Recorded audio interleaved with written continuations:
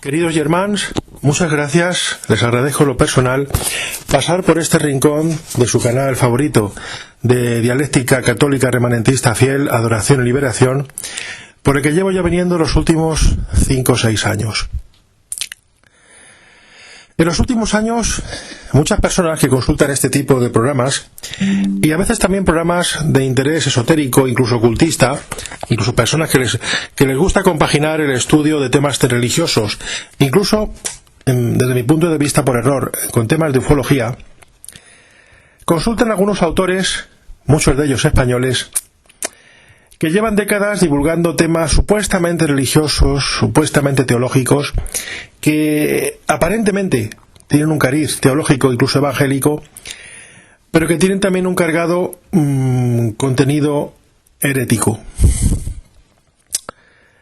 Llevo estudiando este tipo de temas 36 años.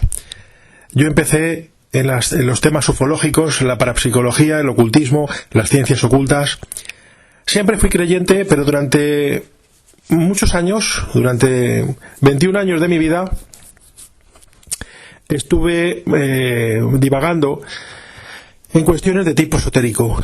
Y por eso, por el interés de los conocimientos que adquirí durante todos esos años, concretamente 1989-2011, es por lo que yo soy un colaborador asiduo de este programa.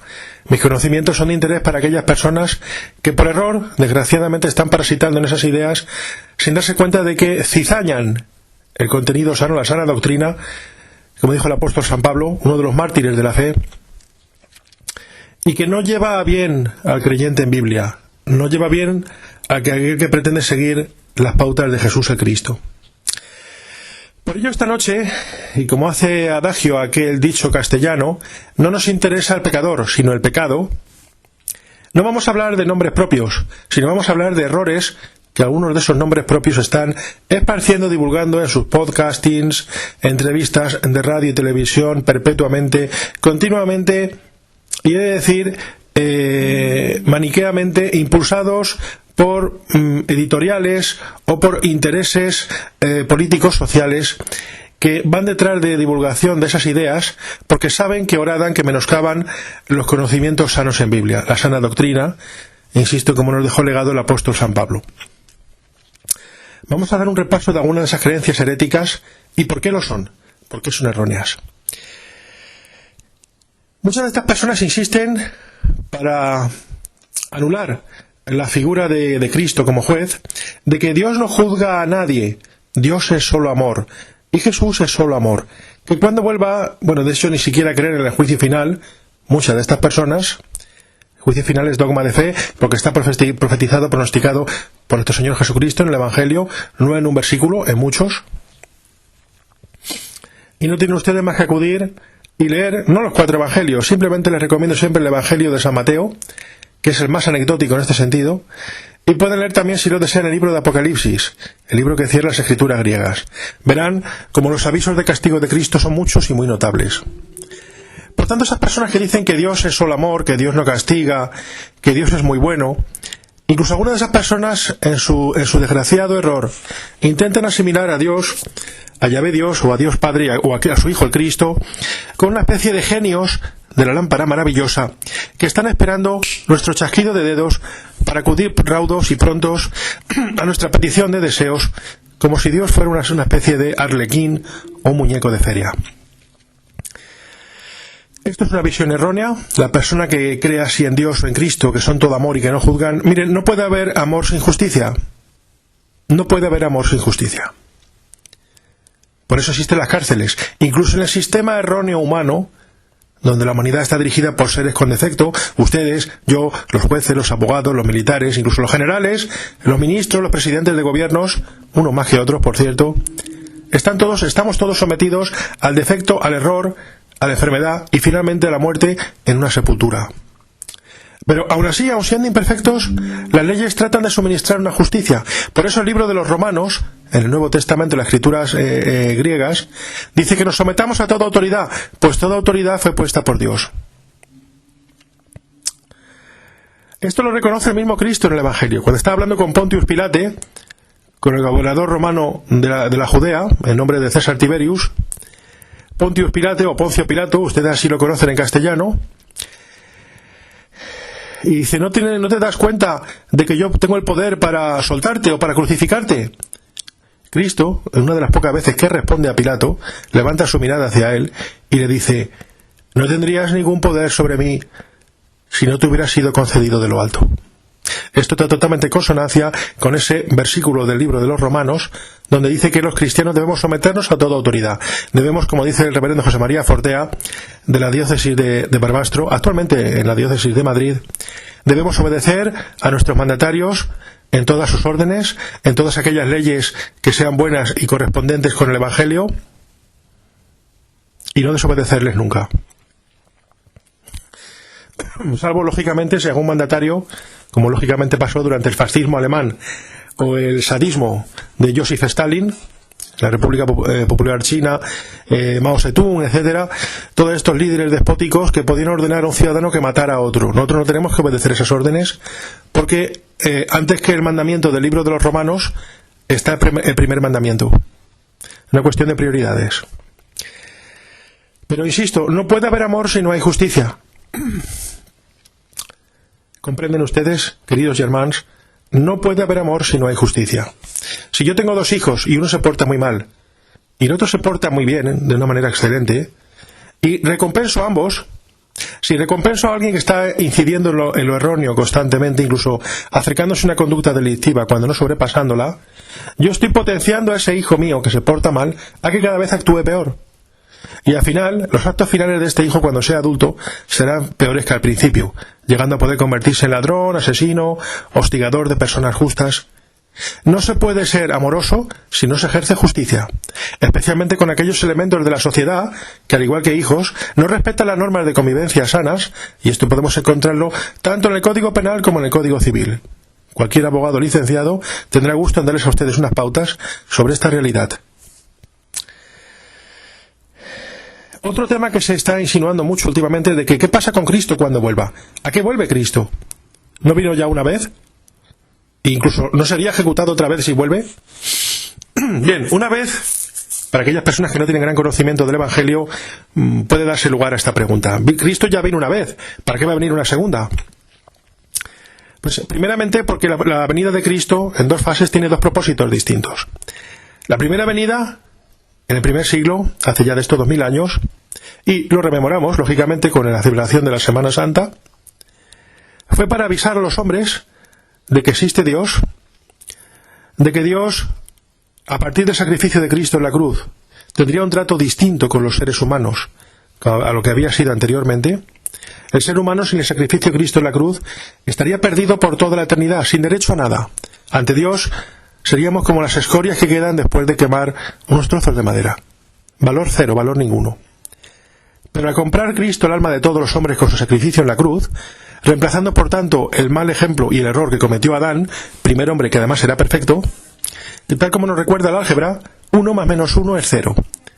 Cristo muere sin tener por qué, porque un ser perfecto no tendría por qué morir, tendría derecho a vivir eternamente, y al entregar su vida sin pecado ninguno en la cruz, Dios entra en una deuda eterna con él, Dios Padre, de manera que él, en nombre propio, se convierte en comprador y adquisidor de toda la humanidad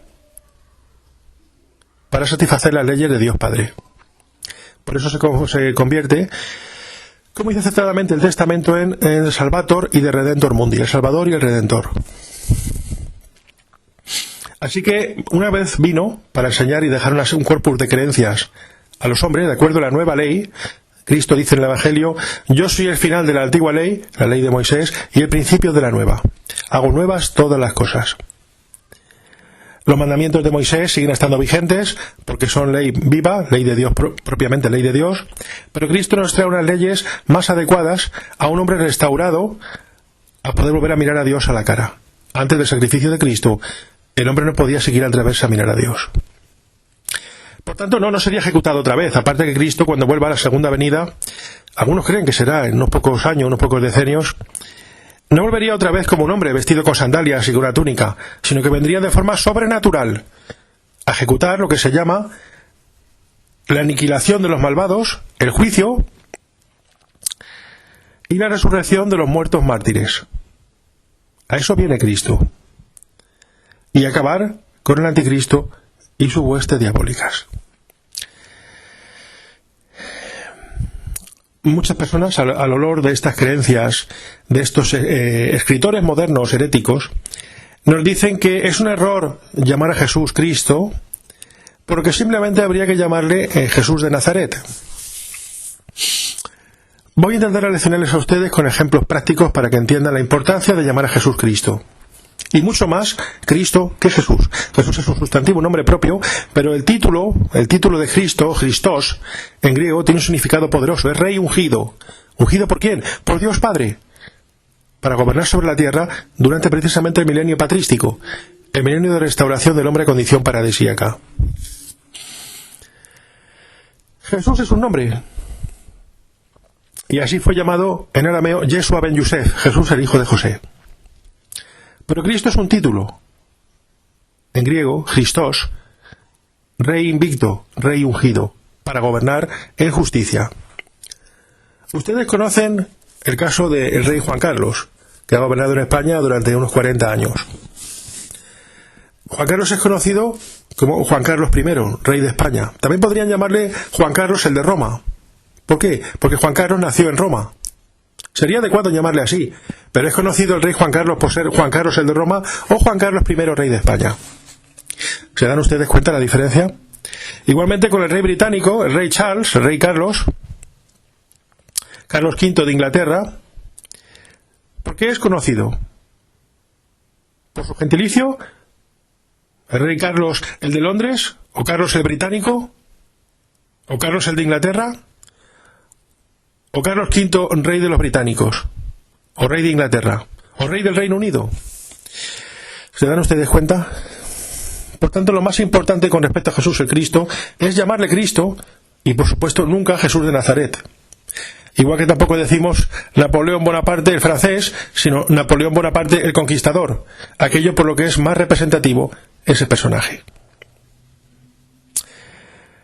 Otra pregunta importante que están esparciendo muchos escritores heréticos en muchos vídeos YouTube y que muchos están siendo desviados a creencias incluso filoluciferianas por apartarse de la sana doctrina y, como dice efectivamente el Testamento, en los últimos tiempos muchos se apartarán de la doctrina y de la verdadera fe, escuchando y prestando oídos a enseñanzas diabólicas y de demonios y de maestros que les regalan los oídos. Debemos, por tanto, llevar cuidado los cristianos sinceros, honestos, con qué escuchamos y hacia qué prestamos nuestra atención. Un autor italiano, muy conocido por su filoluciferismo, está predicando y promulgando últimamente que había muchos Elohim en la Biblia y que Yahvé era uno de aquellos Elohim. Vamos a examinar un poco esto. Cuando en la antigüedad aparecían estos ángeles enviados de Dios como mensajeros, como embajadores, para llevar algún mensaje a aquellos pobladores antiguos, aquella gente era muy simple, muy cateta, muy paleta. No era gente de estudios, era gente que eran campesinos, algunos construían casas o eran pescadores, pero no era gente de estudios. Tenían menor conocimiento intelectual que cualquier, incluso pobre indigente de la calle de hoy. Un indigente de la calle de hoy tiene mucha más cultura general que alguna de aquellas personas inclusive que tenían oficios. Muchos no sabían siquiera leer ni escribir. Y cuando estos visitantes luminosos, envueltos en poderes sobrenaturales, visitaban a aquellas personas, los hombres, al ver que tenían cualidades sobrenaturales, como estatura relevada, poderes extrasensoriales, como aquellos que se encontraron con Lot en su cabaña, y para alejarlos de los habitantes salvajes de Sodoma, emitieron unas luces destellantes que los dejaron ciegos, es decir, hacían uso de armas extrañas, o de poderes desconocidos, o sobrevolaban la zona, o emanaban grandes brillos sus cuerpos por su gloria procedente de origen divino. El caso de, por ejemplo, el profeta o el patriarca Abraham, que se encontró con 3 de estos Elohim, 3 de estos dioses, muy entre comillas, en el encinar de Mamre, y estos seres en nombre de Dios le anunciaron, entre otras cosas, que su esposa Sara quedaría encinta a pesar de su avanzadísima edad. Él se dirigía a estos seres por desconocimiento como Elohim. Y todos estos seres, la mayoría de ángeles, malach, malachim, en hebreo, angelos en griego, eran reconocidos inmediatamente como dioses, porque todos tenían esas atribuciones y, incluso cuando no, brillos personales, venían envueltos en fulgores, y aquellos pobres palurdos los confundían con el Dios mismo. Se dirigió, de hecho, el propio Abraham a los tres como Elohim, es decir, como Señor. Él ha visto a tres seres resplandecientes y creyó que los tres eran Dios. Por falta de cultura, por falta de conocimiento y por falta de saber. ¿Quiere eso decir que esos tres enviados, esos tres ángeles, eran dioses como tal, como hoy lo entendemos? No, es una falta de conocimiento de los testigos que vieron a estos señores en el Antiguo y el Nuevo Testamento. Cuando se refiere a ellos como Elohim, también es verdad que no mentía, puesto que eran embajadores en nombre de Dios, pero no porque ellos fueran Dios en sí. A esto se deben los errores de muchos de estos autores, que dicen que había muchos Elohim y por tanto muchos dioses. Una errónea interpretación de textos por haber sido interpretado a recibir de la visita a aquellos seres sobrenaturales en tiempos pasados por personas ignorantes, sin conocimientos, y que cuando veían cualquier ser invisible, transparente o envuelto en fulgores, automáticamente para ellos era Dios. No sea que cometieran un acto de desacato o de deshonor ante la figura del Dios Supremo, tú llámale Elohim por si acaso y así no quedas mal. Ante esto muchos autores, algunos ufólogos, dicen, no, estaba lleno de dioses, todos eran iguales, era una asamblea de dioses, había cientos, miles, por supuesto, cientos y miles de ángeles, pero no de Elohim, de dioses. Que nuestros antepasados y profetas y patriarcas antiguos se equivocaron al ver uno de estos mensajeros, confundiéndolo con el propio Yahvé Dios, es un error de aquellos señores, que no significa en ningún grado, en ningún caso, que hubiera millones o miles de dioses, como interpretan estos malos interpretadores de la Biblia, que lo que realmente son más que ufólogos es ufólatras, aquella gente que idolatra el fenómeno ovni hasta puntos imperdonables.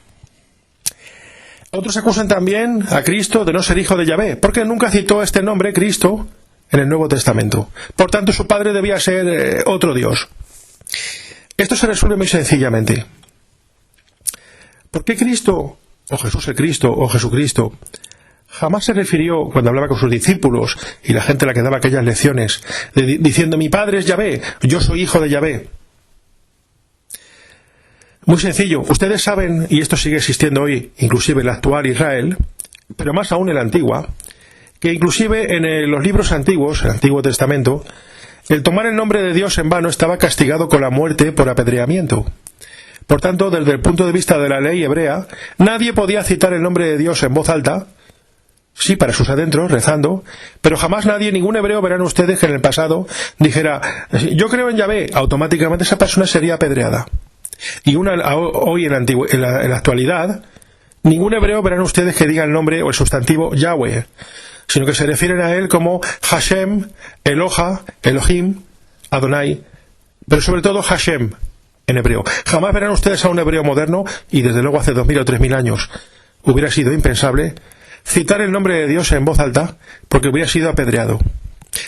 Jesús el Cristo era el Hijo de Dios, pero no era estúpido, y no iba a contrariar las leyes de su propio pueblo, legadas por el profeta Moisés, 1300, 1500 años antes de Cristo, y respetó esas normas. Sin embargo, a la hora de identificarse ¿como quién? Y ustedes saben que en el Evangelio, Cristo se asocia al nombre de Yahvé constantemente al decir, yo soy el alfarero, yo soy el buen pastor, yo soy el pan de vida, yo soy la vida verdadera. Pues ya nos está diciendo de quién es hijo, puesto que decir yo soy, ¿cómo se dice en hebreo? Yod-He-Wav-He, Yahweh. Yo soy, constantemente Cristo lo tenía en su boca. Incluso cuando le preguntan, ¿eres tú el Hijo de Dios? En el Sanedrín hebreo dice, yo soy. Así que ya tienen ustedes la respuesta. El único padre que tenía y que tuvo Cristo fue el divino Dios Yahweh, conocido en el cristianismo y el catolicismo como Dios Padre. Y por último, otro tema importante que quiero dejarles a ustedes legado y que últimamente se está hablando mucho por parte de algunos agoreros, escritores con ideas filoluciferianas y totalmente filoheréticas, es que Yahvé no podía ser el auténtico Dios, porque Yahvé en el Antiguo Testamento mató a 1 millón de personas y robaba tierras a pueblos paganos para dárselas, en este caso a los hebreos. Esto es una acusación que se está haciendo mucho, desde foros ufológicos, inclusive, gente que mezcla erróneamente ufología y cristianismo, ufología y biblismo, ufología y creencia en Dios, gente con ideas extrañas, que parecen cristianas, pero que no lo son, y que sí acusan efectivamente a Yahvé de que era un ser extraterrestre malvado que se apropió del nombre del Dios verdadero y que estuvo andando por la tierra hace unos miles de años cometiendo fechorías, que mataba gente y que robaba tierras. Bien, sobre esto voy a dejarles a ustedes dos sentencias totalmente acordes al derecho humano. ¿Por qué? Pues por mis conocimientos de derecho como perito judicial, entre otras profesiones, hace muchos años. Y tengo algún conocimiento de derecho.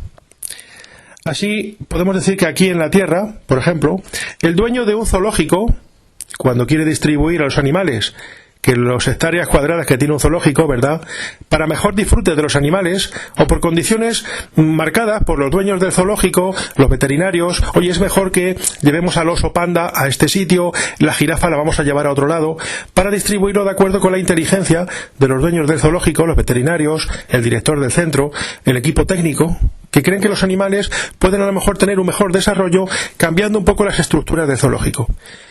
Y llega el director del zoológico, el veterinario jefe o el veterinario mayor, los técnicos de mantenimiento de los animales, y ejecutan una serie de cambios en las hectáreas cuadradas de un zoológico para mejor disfrute de esos animales. ¿A quién se le ocurriría a su sano juicio decir que los cambios que realiza de los animales, de las bestias en un zoológico, serían porque los dueños del zoológico son unos ladrones? ¿No pueden administrar su terreno los dueños de un zoológico? ¿En qué cabeza cabe? Pues lo mismo hace Dios con sus territorios. Unos pueblos que se portan mejor que otros son administrados por Dios, que es el dueño soberano, no solo de la tierra, sino de toda su creación, que incluye los 15.000 millones de años luz de envergadura del universo conocido. Suponiendo que no sea más, como dueño soberano, ¿no puede un dueño soberano administrar su territorio para sus criaturas como mejor le convenga? Y teniendo en cuenta que la inteligencia de un Dios supera hasta lo infinitesimal la inteligencia de cualquiera de sus criaturas. Esto se produce por personas que tienen falta de confianza en la dirección y la voluntad del Dios, que como soberano puede y debe, de hecho, distribuir su creación de la manera que le parezca más oportuna. Los políticos, los gobernantes, ministros, presidentes de gobierno y los reyes en la antigüedad administraban sus territorios, sus feudos, y ampliaban o achicaban las murallas de sus recintos de acuerdo con políticas vigentes en aquel momento, para protegerse de ataques de enemigos, por intereses interiores, o lo que ellos quisieran creer conveniente, de acuerdo a sus consejos y sus reuniones con los señores feudales, etcétera. En este caso, los presidentes actuales de gobierno, ministros, consejeros de comunidades autónomas, en el caso de España, presidentes de comunidades autónomas, en otros países, pues delegados o representantes políticos de determinadas zonas, etcétera. Y nadie le recrimina esta actividad, pero sí se le recrimina a Dios, a un ser supremo que es anciano de tiempo, que no ha nacido ni que nunca morirá y que tiene un poder absoluto e infinito sobre su obra. ¿No les parece a ustedes, amigos míos? A mí me lo parece, que querer administrar la administración de Dios es una estupidez y un sinsentido. Y por último, para explicar esos supuestos asesinatos que Dios comete en el Antiguo Testamento, vamos a hablar desde un punto de vista jurídico la diferencia entre un asesinato y una ejecución, porque no son lo mismo. Un asesinato es cuando una persona va circulando por la calle y para obtener el dinero que lleva esa persona se lo roba golpeándole voluntaria e involuntariamente de tal manera que le quita la vida a aquel. Esa persona se golpea contra una pared al caer por golpe del ladrón y se rompe la cabeza y muere. O cae al suelo, se golpea con un adoquín o con el bordillo y resulta muerto. Eso es un asesinato. O coger una pistola y descerrajarle 3 disparos en el pecho a alguien. Con motivo o sin él, pero un ciudadano civil no puede quitarle la vida a otro. Sin embargo, cuando un juez, amparado por un fiscal, unos abogados, o una causa defensora y otra acusadora, establecen en un juicio que una persona ha sido culpable de un asesinato, este sí, por ejemplo a una niña, para intentar violarla, y coge y la mata, y un juez, asistido de un fiscal, de unos abogados, de un equipo jurídico, al amparo de las leyes vigentes de aquella nación, decreta ejecutar a esa persona como reo de un asesinato. Se celebra una vista oral, se ha realizado una defensa, la defensa no ha logrado aportar las pruebas suficientes de la inocencia del culpable, y el culpable es condenado a morir en la silla eléctrica, en un pelotón de ejecución, o como en la República Popular China, colgado de una cuerda. Ahorcado. En la actualidad, entre 3 y 100 personas son ahorcadas todos los días en plazas públicas en la República Popular China. Aquellos que realizan esas ejecuciones, por supuesto todas ellas dirimidas por unos jueces y unos fiscales, bajo unas leyes, las leyes de la República Popular China, ninguno de ellos son dioses, no son seres con poderes supradivinos. Y nadie, en ningún país, cuestiona este uso de esa autoridad. Sin embargo, al llegar al caso del Dios Supremo, el creador del cielo, de la tierra, del universo, de las galaxias y de la tierra y de lo que hay, todo lo que hay en ella, sin embargo, llegamos a Dios y le decimos, no, usted no puede ejecutar a uno de sus ciudadanos. No es un asesinato. Dios no está robando a alguien su dinero, ni apropiándose de la casa que le pertenece, ni le ha dado un golpe porque quiera violarlo. Dios ejecuta a una de sus criaturas u ordena a otro su ejecución por un mal cometido. Normalmente eran males muy graves, atentando contra la divinidad de Dios. En este caso por blasfemia, por tocar objetos santos sin el permiso adecuado, como el Arca de la Alianza hebrea. Los filisteos fueron ejecutados, recuerdo el caso en el Antiguo Testamento, de 1000 filisteos, de los cuales bajó una llamarada de fuego de los cielos y los consumió inmediatamente por haber desobedecido una orden. Efectivamente, el número de personas ejecutadas en la Biblia es muy alto. Pero no se trata de asesinatos. Asesinar es el que, privando a otro de sus derechos civiles, de sus derechos fundamentales, derecho a la vida, derecho a la libertad, etcétera, le priva de todo el derecho a sus derechos, matándole, quitándole la vida, por un capricho, una indisposición personal. Eso es un asesinato.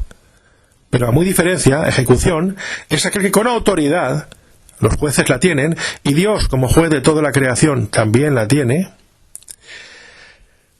dicta en conciencia y por virtud de unas leyes que llevan escritas, en el caso de Dios, toda la eternidad, que en justicia esa persona debe morir por haber cometido una falta grave, en este caso un pecado de idolatría, de rebelarse contra el pueblo elegido por Dios, o cualquier otra razón, tocar objetos sagrados sin permiso de ello, etcétera. Pero esto es para que entiendan ustedes que Dios no asesina, no ha asesinado jamás a nadie, sino que ejecuta. Como acabo de mostrarles con ámbitos jurídicos, no es lo mismo asesinato que ejecución. Les recuerdo por fin que pueden escuchar nociones auténticas de Biblia y de creencia en Biblia, de la creencia cierta y verdadera en Cristo, en este canal, Adoración y Liberación, que lleva ya muchos años dejándoles estos conocimientos, de los cuales yo soy pues uno de los humildes portavoces de ese canal. El responsable final de todo esto es el señor Vicente Montesinos, que lleva muchos años a cargo la dirección de estos programas, de estos contenidos, y por los que han pasado diversos colaboradores, unos que se marcharon, otros que fueron invitados a no volver, y otros que, como el caso de un servidor, seguimos colaborando y entregando nuestro trabajo, por cierto, de decir, sin ningún interés monetario, sin ningún interés de ninguna clase, más que el de ayudar a ustedes, facilitarles conocimientos ciertos, auténticos, de fe verdadera en Biblia, sin intoxicación advenediza, sin intoxicación nueva era. Aquí no hay mancha New Age, no hay mancha proorientalista, ni de sectas pseudo-cristianas que pudieran alejarles a ustedes, y vuelvo tras el principio del programa, de la sana doctrina, como nos dejó legado el apóstol San Pablo, alguien que murió atormentado, no murió de forma natural, sino que fue ejecutado, en este caso injustamente, simplemente por dar testimonio de la palabra de Jesús el Cristo. Murió martirizado. Por lo cual, a todos los mártires de la cristiandad les debemos una especial veneración, que no adoración. Venerar es seguir el ejemplo de aquellas personas, los 12 apóstoles fieles, San Pablo, quien nunca conoció a Cristo en persona, pero sí conoció y charló mucho con San Pedro Apóstol, y fue encargado por nuestro Señor Jesucristo en una visión, yendo para Damasco, que esparciera su palabra y dejara de perseguir a sus fieles hijos. Como ellos, todos los mártires y todos aquellos que murieron creyendo en la palabra de nuestro Señor Jesús el Cristo.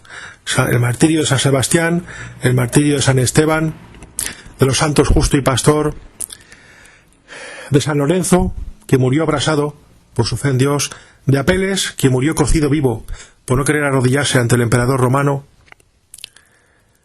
y aquellos que han sido frailes y monjes fieles también durante sus años de vida, como Pío Petrelcina, como Fray Francisco de Paula, un hombre que amaba mucho a los animales, al igual que uno de mis santos también favoritos, junto a Fray Francisco de Paula, que fue Fray Martín de Porras, o Fray Martín de Porras, el santo negrito, que además quería también mucho a los animales, como ellos, muchos que son nuestros ejemplos para seguirles, son ejemplos vivos. Ellos murieron, pero nos dejaron su legado para que les sigamos en el buen ejemplo. Ellos es a los que debemos mirar, y no a autores que, pendientes de unas ínfulas vanas y un deseo de reconocimiento y de vanagloria, nos dejan extrañas ideas, extrañas creencias, con mancha New Age, mancha orientalista, manchas inclusive con mucho de sofismo, de el hereje Pelagio, el hereje Marción, incluso algunos que idolatran la novela Juan Salvador Gaviota. Esos nunca serán nuestros ejemplos, por lo menos en este canal.